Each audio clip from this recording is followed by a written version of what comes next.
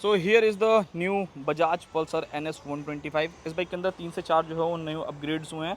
क्या क्या अपग्रेड्स हुए हैं चलिए उनके बारे में बात करते हैं। एंड क्या ये बाइक आप लोगों को लेनी चाहिए, एक्सट्रीम से बेटर है नहीं है, उन सभी चीज़ों के बारे में बात करेंगे। तो सबसे पहली चीज़ अगर आप लोग देख पा रहे होगे, आप लोगों को दिख रहा होगा कि भाई इसके अंदर तो न्यू कलर आया हुआ है। ऑब्वियसली भाई पहले इस बाइक के अंदर आपको न्यू कलर नहीं मिला करता था, 4 कलर्स आया करते थे, ब्लैक, रेड, ऑरेंज एंड उसके साथ ब्लू।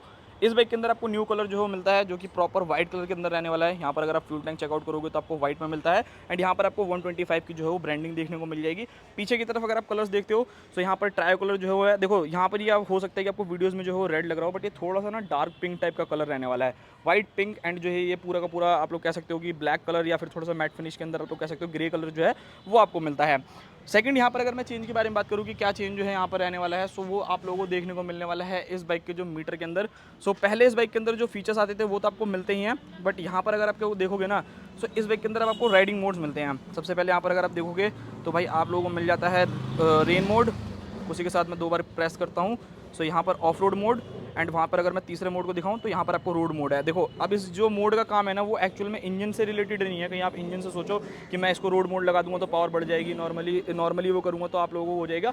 यहाँ पर मेजरली क्या है कि आप लोगों को जो ABS के मोड्स है ना वो चेंज होने वाले हैं, तो वो एक चीज़ देख लेना।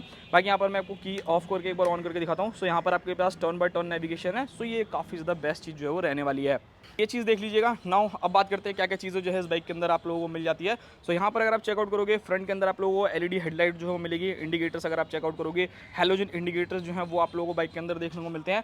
उसी के साथ साइड में आकर के अगर मैं बात करता हूँ कि यहाँ पर आपको क्या चीज़ें देखने को मिलेगी, 97 इंचज़ के जो है वो आपको टायर्स देखने को मिल जाते हैं जो कि फ्रंट में रहने वाले हैं। काफ़ी बढ़िया है, ग्रिप वाइज भी जो है वो काफ़ी अच्छे रहने वाले हैं, वहाँ पर कोई भी इशू जो है वो आपको नहीं आएगा। 240 mm की आपको फ्रंट डिस्क जो है वो इस बाइक में मिलेगी, जो कि सेगमेंट में देखोगे तो देखो सिर्फ एक ही बाइक जो है वो एक्सट्रीम आपको ऑफर करती है 276 mm का। बाकी अगर आप तीनों को लाइक हॉर्नेट को देखते हो, रेडर को देखते हो, तो सब में ही जो है वो 240 mm की जो है वो डिस्क मिलती है। सो ब्रेकिंग वाइज अच्छा है, कोई ऐसी दिक्कत वाली बात नहीं है। सिंगल चैनल ABS भी आपको मिलेगा। फ्रंट में टेलीस्कोपिक सस्पेंशन है, आपको रिफ्लेक्टर जो है वो देखने को मिल जाते हैं, तो ये काफ़ी ज़्यादा बेस्ट चीज़ रहने वाली है। यहाँ पर अगर मैं बात करता हूँ इस बाइक के इंजन के बारे में कि यहाँ पर आपको क्या क्या चीज़ें जो है वो ऑफर कर दी जाती हैं। सो इस बाइक के अंदर अगर आप लोग देखोगे तो 125 cc का जो है भाई आप लोगों को इंजन देखने को मिलेगा, जो कि एक एयर कूल इंजन रहने वाला है। एंड परफॉर्मेंस वाइज काफ़ी ज़्यादा बढ़िया है, कोई दिक्कत वाली बात नहीं है।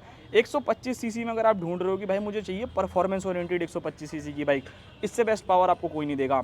एयर कूल इंजन रहने वाला है, 11.8 bhp का पावर एंड 11 न्यूटन मीटर तक का टॉर्क जो है वो जनरेट करता है। सो वहाँ पर कोई इशू नहीं है, काफ़ी अच्छी पावर जो है रहने वाली है। एंड नीचे की तरफ देखोगे तो भाई यहाँ पर आपको इंजन गार्ड आप लोग कह सकते हो, देखो गार्ड तो नहीं है, बट हाँ ये है कि आपको जो है थोड़ा सा लुक को जो है वो अंडर बैली तरीके से कह सकते हो कि दी गई है इंजन कवर।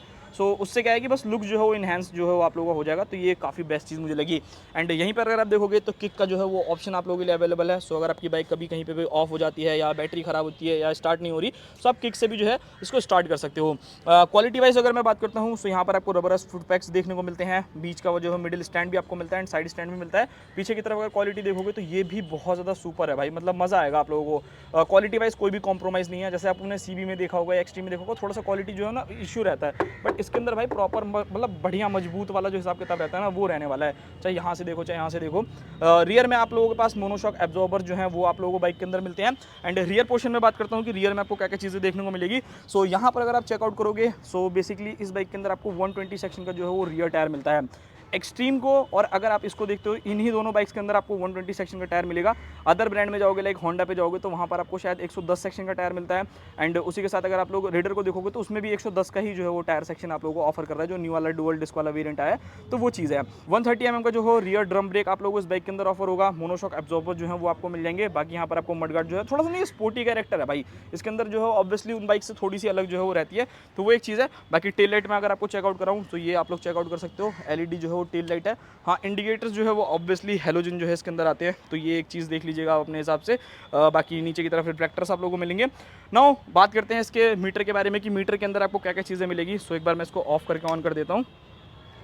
चाबी देख लो भाई, नॉर्मल वाली है। सो यहाँ पर थोड़ा सा कंपनी ने कॉस्ट कटिंग किया, ऑब्वियसली भाई करना तो पड़ता है उन लोगों को, हर चीज़ दे देंगे तो फिर कैसे बाइक को जो वो सेल करेंगे।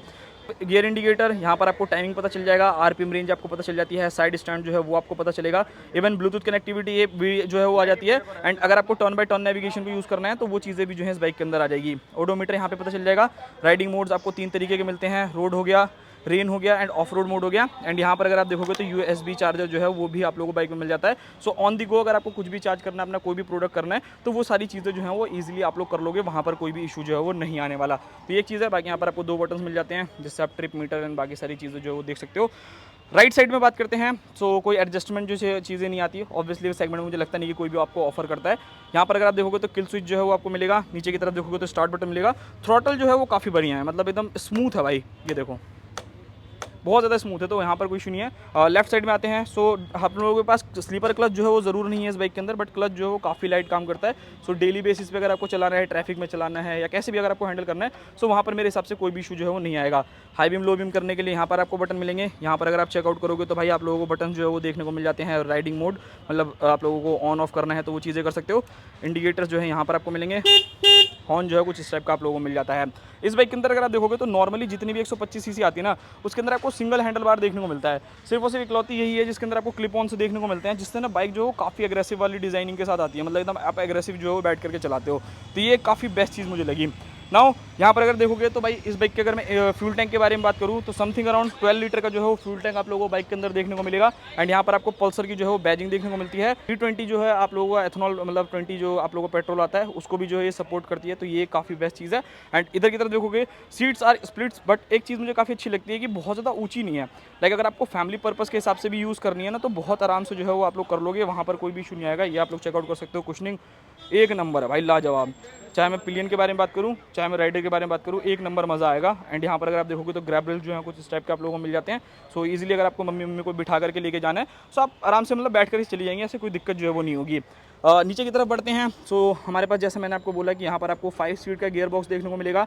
Main stand and side stand जो है वो दोनों आप लोगों को बाइक के अंदर देखने को मिलते हैं, तो ये काफ़ी प्लस पॉइंट है। ग्राउंड क्लियरेंस देखोगे तो 176 mm के आसपास में जो है इसका ग्राउंड क्लियरेंस है, तो ग्राउंड क्लियरेंस थोड़ा सा कम रहने वाला है। अंडर बैली एग्जॉस्ट आता है जिसकी वजह से जो है ना कभी कभार जो ब्रेकर्स पे लगने के चांसेस जो है वो बढ़ जाते हैं। बाकी अगर मैं इस बाइक के वेट के बारे में बात करता हूँ तो भाई देखो सेगमेंट में सबसे ज़्यादा भारी अगर आप लोग देख रहे हो ना तो यही बाइक रहेगी। 136 की आपको एक्सट्रीम देखने को मिलती है, मतलब केजी में। एंड उसी के साथ 124 केजी की जो है वो CB 125 हॉर्नेट देखने को मिलती है। 123 किलो की रेडर है, मतलब सबसे हल्की जो है वो रेडर रहने वाली है एंड सबसे भारी जो है ये मशीन रहने वाली है। सो थोड़ा सा क्या है कि अगर भारी है तो भाई देखो स्टेबिलिटी ज़्यादा बेटर रहेगी। हाईवेज पे लेकर के चलोगे तो वहाँ पर आपको कोई भी इशू जो है वो नहीं आएगा, कोई भी परेशानी नहीं आएगी। एंड अगर आप सीट हाइट देखोगे सो समथिंग अराउंड 805 mm की जो है वो आप लोगों को यहाँ पर सीट हाइट मिलती है। सो अगर आपको कोई भी मतलब जैसे मान लो आपकी हाइट 5.3 है, 2 है तो भी चला लोगे, उससे नीचे तो थोड़ा बहुत तो दिक्कत जो है वो होगा ही होगा, तो वो एक चीज़ है। बाकी उसके ऊपर के जितने बंदे हैं वो बहुत आराम से चला लेंगे। प्राइसिंग के बारे में बात करते हैं। सो ये बाइक जो है वो पहले कॉस्ट करा करती थी समथिंग अराउंड 1,28,000 रुपये शायद करती थी। अभी जो ये सस्ती हो रखी है 1,18,000 रुपये में ही आप लोगों को मिल जाती है। सेगमेंट के वाइज देखोगे तो थोड़ी सी कॉस्टलियर जो है वो डेफिनेटली है, लाइक एक्सट्रीम से करो या फिर रेडर से कंपेयर करोगे तो, बट ठीक है कोई दिक्कत नहीं है। जिस हिसाब से पावर है उस हिसाब से जो है वो पैसे आप लोगों को देने पड़ते हैं, क्योंकि यहाँ पर चीज़ें जो है वो थोड़ी सी अलग रहती हैं। अब बात करते हैं भाई यहाँ पर कि कौन सी बाइक किसको लेनी चाहिए। तो देखो अगर आपको ब्रेकिंग बहुत ज़्यादा अच्छी चाहिए बाइक के अंदर, आपको फीचर जो है थोड़े से ज़्यादा अच्छे चाहिए एंड आप लोगों को चाहिए कि प्राइसिंग में जो है इससे कम हो, तब मैं एक्सट्रीम आप लोगों को रिकमेंड करूँगा। आप लोगों को चाहिए कि आपकी बाइक में USD सस्पेंशन होना चाहिए, TFT डिस्प्ले होना चाहिए, तो उस कंडीशन में जो है आप लोगों की CB जो है वो बेटर रहेगी, क्योंकि वहाँ पर आपको रिलायबल इंजन मिल जाता है। एंड अगर मैं बात करता हूँ रेडर के बारे में, सो भाई ऑब्वियसली उसके अंदर डुअल डिस्क जो है वो ऑफर कर दिया है। यहाँ पर आपको सिंगल डिस्क मिलता है, सिंगल चैनल ABS के साथ, बट रियर में जाओगे तो ड्रम ब्रेक है, उसके अंदर आपको क्या है कि आप लोगों को प्रॉपर जो है वो देखने को मिलता है डुअल डिस्क, तो उस कंडीशन में जो है उस बाइक की तरफ जा सकते हो। सो ये था पूरा का पूरा वीडियो। आई होप आप लोगों को वीडियो पसंद आया होगा। आप लोगों को ये कलर एंड फीचर्स कैसे लगे जो न्यू एड ऑन हुए हैं, आप मुझे जरूर कमेंट बॉक्स में बताना। मिलते हैं किसी और नेक्स्ट वीडियो में।